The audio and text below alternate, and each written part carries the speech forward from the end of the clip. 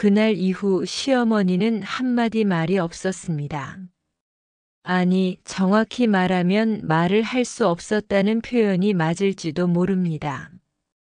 저는 그때 그걸 몰랐습니다. 아니, 알려고 하지 않았습니다. 그리고 저는 그 침묵이 미움이라 생각했습니다. 차가운 미움, 며느리를 향한 원망, 아들을 제대로 지키지 못한 여자에 대한 무언의 책망. 그렇게 저는 제 멋대로 해석했습니다. 병원 복도의 형광등은 유난히 차가웠습니다. 새벽 3시, 세상이 가장 고요한 시간. 하지만 제 머릿속은 너무나 시끄러웠습니다. 왜 진작 알지 못했을까? 왜 그 사람은 말하지 않았을까? 왜 어머니는 저를 외면했을까?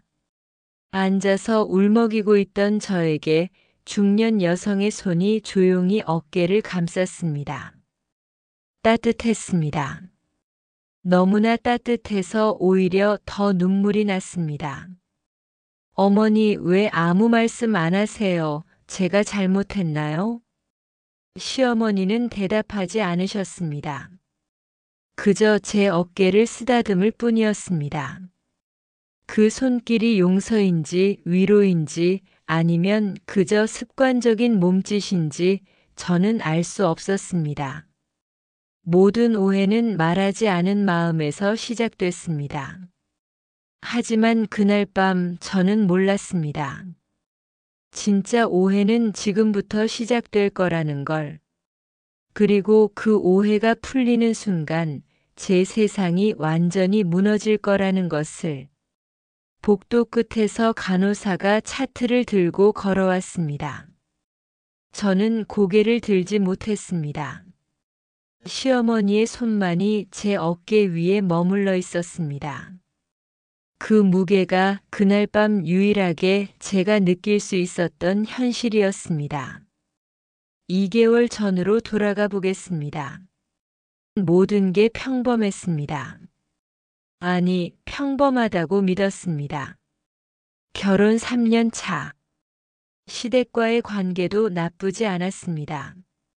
남편 지화는 다정했고 시어머니는 과묵하지만 간섭하지 않는 분이셨습니다. 어느 가을 아침 부엌에서 김치를 담그고 있었습니다. 김장철이 다가오고 있었고 저는 유튜브를 보며 젊은 세대식 김치를 시도하고 있었습니다. 설탕 대신 배즙을 넣고 젓갈은 최소한으로. 건강하고 담백한 맛. 요즘 유행하는 방식이었습니다. 시어머니께서 부엌으로 들어오셨습니다. 김치에 젓갈을 안 넣었네. 우리 집은 원래 멸치액 쪘어. 목소리는 담담했습니다. 비난도 지적도 아니었습니다. 그저 사실을 말씀하시는 것처럼 들렸습니다. 저는 밝게 웃으며 대답했습니다. 요즘 젊은 사람들은 젓갈을 덜 넣어요. 짜다고 해서 지환 오빠도 짜게 먹으면 안 좋잖아요. 그 순간 시어머니의 표정이 미묘하게 변했습니다. 지금 생각하면 그건 슬픔이었습니다. 하지만 그때의 저는 그걸 불만으로 읽었습니다. 그래, 너희 세대는 다르지. 잠시 침묵이 흘렀습니다. 하지만 우리 아들은 그 맛 좋아했는데. 그 한마디. 그때 저는 몰랐습니다. 그 한마디가 그 사람을 잃은 어머니의 그리움이었다는 걸. 과거형으로 말씀하신 좋아했는데 라는 표현 속에 이미 아들의 죽음을 예감하고 계셨다는 것을. 시어머니는 조용히 김치통 뚜껑을 닫으셨습니다. 손끝이 떨리고 있었습니다. 잠시 눈을 감으셨습니다. 그리고는 아무 말 없이 부엌을 나가셨습니다. 저는 그 뒷모습을 보며 혼잣말처럼 중얼거렸습니다. 또 시작이네 옛날 방식만 고집하시고 얼마나 오만했을까요? 얼마나 무지했을까요? 그날 저녁 남편 지화는 제가 담근 김치를 한 입 먹고 말했습니다. 맛있어. 근데 엄마 김치 맛이 좀 그립긴 하네. 저는 농담처럼 받아쳤습니다. 그럼 어머니한테 배워서 담가드릴게. 지화는 웃지 않았습니다. 그저 창밖을 보며 말했습니다. 시간이 있을까? 그 말의 의미를 저는 몰랐습니다. 2개월 후 그 말이 유언처럼 제 귓가에 맴돌 줄은 꿈에도 몰랐습니다. 며칠 후였습니다. 남편은 출장을 간다고 했습니다. 일주일 정도 집을 비운다고 했습니다. 평소와 다름없는 말투였고 저는 의심하지 않았습니다. 다녀올게. 엄마 잘 모시고. 응, 조심해. 그게 마지막 대화였습니다. 사흘째 되던 날 저는 옷장을 정리하다가 낡은 봉투 하나를 발견했습니다. 서랍 깊숙한 곳에 숨겨져 있었습니다. 마치 누군가에게 들키지 않으려고 감춰둔 것처럼. 호기심이 일었습니다. 아니, 불안이 먼저였을지도 모릅니다. 봉투를 열었습니다. 편지 한 장과 진단서 한 장이 들어 있었습니다. 이건 뭐지? 진단서를 펼쳤습니다. 환자명 김지환. 진단명 만성 신부전증 말기 스테이지 5CKD. 소견 투석 또는 신장이식 필요. 예후 불량. 심장이 멎는 것 같았습니다. 말기. 투석. 이식. 이게 무슨 소리입니까? 출장을 간 건가요? 아니면 병원에 입원한 건가요? 손이 떨렸습니다. 진단서의 날짜를 확인했습니다. 2024년 7월 15일. 6개월 전이었습니다. 6개월 동안 혼자. 숨이 막혔습니다. 저는 처음으로 그 사람이 아프다는 걸 알았습니다. 그리고 그걸 어머니는 이미 알고 계셨습니다. 분명히. 그 침묵의 의미가, 그 떨리는 손의 이유가 이제야 보이기 시작했습니다. 저는 방으로 뛰어갔습니다.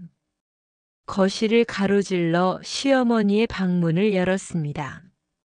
어머니, 왜 숨기셨어요? 왜 저한테 말씀 안 하셨어요? 시어머니는 창가에 앉아 계셨습니다. 손에는 묵주가 들려 있었습니다. 기도 중이셨습니다. 누구를 위한 기도였을까요? 천천히 고개를 돌리신 시어머니는 담담히 대답하셨습니다. 그 아이가 원했어. 내가 알면 떠날까봐 두려워했지. 뭐라고요? 그 아이는 내가 병든 남편을 보는 게 싫었대. 동정 어린 눈빛으로 자기를 바라보는 게 무서웠대. 저는 오열했습니다. 그럼 마지막까지 저한테 거짓말을 한 거예요? 출장이라고 괜찮다고 다 거짓말이었어요? 시어머니는 묵주를 꽉 쥐셨습니다. 거짓말이 아니야. 사랑이었어. 사랑이요? 이게 사랑이에요? 그래. 너를 지키려는 사랑이었어. 저는 주저앉았습니다. 그 말의 의미를 이해할 수 없었습니다. 사랑이라면 왜 함께하지 않나요? 사랑이라면 왜 손을 내밀지 않나요? 그날 저는 처음으로 시어머니를 원망했습니다. 시어머니는 아무 말 없이 자리에서 일어나 부엌으로 향하셨습니다. 그리고 차를 끓이셨습니다. 국화차였습니다. 지환이 좋아하던 차였습니다. 잔을 제 앞에 내려놓으셨습니다. 마셔. 저는 고개를 돌렸습니다. 싫어요. 그래. 시어머니는 차를 혼자 드셨습니다. 저는 그 모습을 보지 않았습니다. 볼 수 없었습니다. 그날 이후 저는 어머니의 얼굴을 제대로 보지 않았습니다. 모든 원망이 그 사람의 어머니에게 쏟아졌습니다. 왜 말리지 않으셨나요? 왜 저를 설득하지 않으셨나요? 왜 가만히 지켜만 보셨나요? 사흘 후 병원에서 전화가 왔습니다. 보호자분이세요? 김지환 씨 상태가 급격히 악화되었습니다. 빨리 오셔야 합니다. 저는 달려갔습니다. 택시를 타고 울면서 기도하면서. 하지만 늦었습니다. 도착했을 때 지환은 이미 의식이 없었습니다. 중환자실 유리창 너머로 보이는 그 사람은 제가 아는 그 사람이 아니었습니다. 장례식이 치러졌습니다. 조문객들이 찾아왔습니다. 고개를 숙이고 위로의 말을 건넸습니다. 그런데 저는 그날 장례식장에 제대로 있지 못했습니다. 밖으로 나가 울었습니다. 혼자 담배를 피우는 사람들 사이에 서서 하염없이 울었습니다. 조문객들의 목소리가 들렸습니다.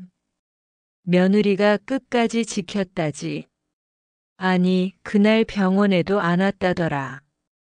에이, 그럴 리가. 요즘 젊은 사람들도 정은 있지. 글쎄, 들리는 얘기로는 남편이 아픈 것도 모르고 있었다던데. 귀를 막고 싶었습니다. 뒤에서 그 대화를 듣고 계신 시어머니의 눈빛을 저는 보지 못했습니다. 고요했지만 깊은 슬픔이 담겨 있었습니다. 그리고 그 슬픔 너머로 며느리를 향한 안쓰러움이 묻어 있었습니다. 장례식이 끝난 후 집으로 돌아왔습니다.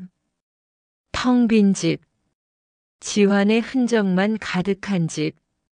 저는 그날 밤 내내 울었습니다. 시어머니는 방문을 닫고 계셨습니다. 저희는 한 집에 살면서도 서로 다른 세계에 갇혀 있었습니다. 일주일이 지났습니다. 저는 결심했습니다. 이 집을 떠나겠다고. 더 이상 이곳에 있을 수 없었습니다. 모든 게 지환을 떠올리게 했고 시어머니의 존재 자체가 제 죄책감을 일깨웠습니다. 짐을 쌌습니다. 옷가지, 화장품, 책 몇 권. 거실로 나왔을 때 시어머니께서 현관에 서 계셨습니다. 가려고? 네. 어디로? 친정으로 가려고요. 시어머니는 고개를 끄덕이셨습니다. 그래. 그게 좋겠구나. 그리고는 낡은 상자 하나를 제게 내미셨습니다. 이거 그 아이가 내게 남긴 거야. 이게 뭔데요? 열어봐. 저는 상자를 받아들었습니다. 생각보다 가벼웠습니다. 무거운 건 상자가 아니라 제 마음이었습니다. 뚜껑을 열었습니다. 낡은 노트 한 권과 CD 한 장이 들어 있었습니다. 노트를 펼쳤습니다. 지환의 글씨였습니다. 떨리는 손글씨로 빼곡히 적혀 있었습니다. 첫 페이지에는 이렇게 적혀 있었습니다. 엄마에게. 엄마 수진이는 몰랐으면 좋겠어요. 내 병이 무서워 떠나는 사람으로 보이고 싶지 않아요. 수진이가 나를 볼 때 동정이 아니라 사랑으로 봐줬으면 해요. 그러니까 엄마 부탁이에요. 끝까지 말하지 말아주세요. 내가 아프다는 걸, 내가 죽어간다는 걸. 수진이에게는 그냥 제가 출장 갔다고 바쁘다고 그렇게 말해주세요. 숨이 멎었습니다. 손이 떨렸습니다. 어머니가 이걸 알고 계셨던 거예요? 시어머니는 눈시울을 붉히며 말씀하셨습니다. 그 아이가 부탁했어. 내 사랑을 끝까지 믿게 해달라고. 그럼 어머니는 저 때문에. 아니야. 나는 그 아이 때문에 참았어. 내가 미워서가 아니라 그 아이의 마지막 소원을 지켜주고 싶어서. 저는 그 자리에 주저앉았습니다. 그제야 깨달았습니다. 어머니의 침묵은 미움이 아니었습니다. 그건 아들의 부탁이었고 며느리를 향한 마지막 배려였습니다. 저는 한참을 울었습니다. 시어머니는 그 옆에 조용히 앉아 계셨습니다. 그리고 말씀하셨습니다.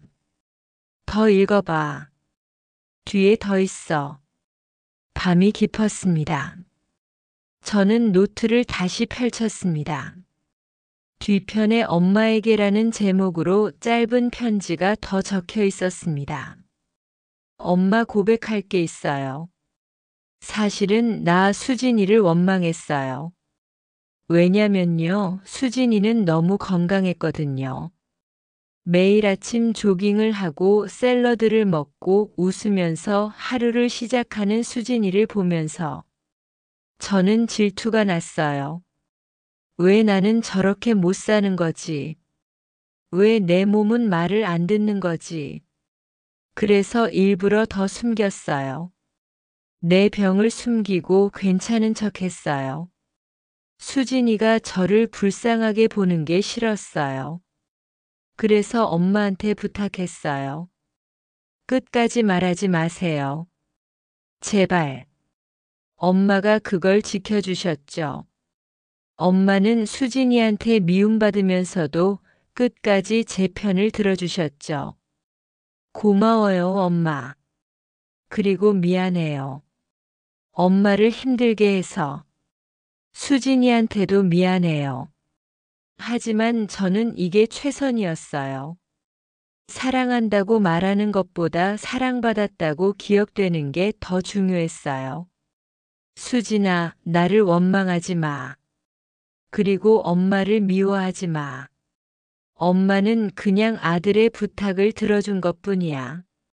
그제야 알았습니다. 침묵은 미움이 아니라 사랑이었습니다. 그리고 그 사랑은 너무나 복잡하고 비뚤어지고 슬펐습니다. 아들은 고의로 며느리를 속였습니다. 어머니는 고의로 며느리에게 미움받았습니다. 며느리는 아무것도 모른 채 혼자 원망하고 있었습니다. 이게 사랑인가요? 이게 정말 사랑인가요? 저는 눈물 속에서 웃었습니다. 울면서 웃었습니다. 어머니 미안해요. 제가 어머니를 원망했어요. 시어머니는 제 손을 잡으셨습니다. 그래, 원망해도 돼. 그게 사랑의 또 다른 얼굴이야. 어머니는 왜 참으셨어요? 그 아이가 부탁했으니까. 그리고 나도 내가 행복했으면 좋겠어서. 행복이요? 응. 병든 남편을 간호하는 슬픈 기억보다는 사랑받았던 기억을 가지고 살아가길 바랐어. 저는 더 이상 말할 수 없었습니다. 비 내리는 날이었습니다. 저와 시어머니는 지환의 묘소에 함께 갔습니다. 우산도 쓰지 않았습니다. 그냥 비를 맞으며 걸었습니다. 묘비 앞에 섰습니다. 사랑하는 아들이자 남편 김지환. 저는 울먹이며 말했습니다. 이제야 알겠어요. 어머니가 얼마나 힘드셨는지. 혼자 다 짊어지셨는지. 시어머니가 대답하셨습니다. 자식이 떠난 자리는 말로는 못 메워. 하지만 내가 있으니까 난 덜 외롭다. 저도요, 어머니. 어머니가 계셔서 제가 덜 외로워요. 두 사람의 손이 맞잡혔습니다. 비는 계속 내렸습니다. 묘역은 고요했고 세상은 슬펐습니다. 하지만 그 슬픔 속에서 우리는 조금씩 서로를 이해하기 시작했습니다. 시간이 흘렀습니다. 계절이 바뀌고 김장철이 다시 돌아왔습니다. 저는 시어머니와 함께 작은 밥상을 차렸습니다. 그 위에 김치 한 접시가 놓여 있었습니다. 시어머니는 미소 지으며 말씀하셨습니다. 이번 김치엔 젓갈 넣었네. 저는 웃으며 대답했습니다. 네, 어머니. 이제 그 맛이 좋아졌어요. 지환 오빠가 좋아하던 그 맛이요. 그래, 우리 아들 맛이지. 두 사람은 김치를 함께 먹었습니다. 짜고 진하고 깊은 맛이었습니다.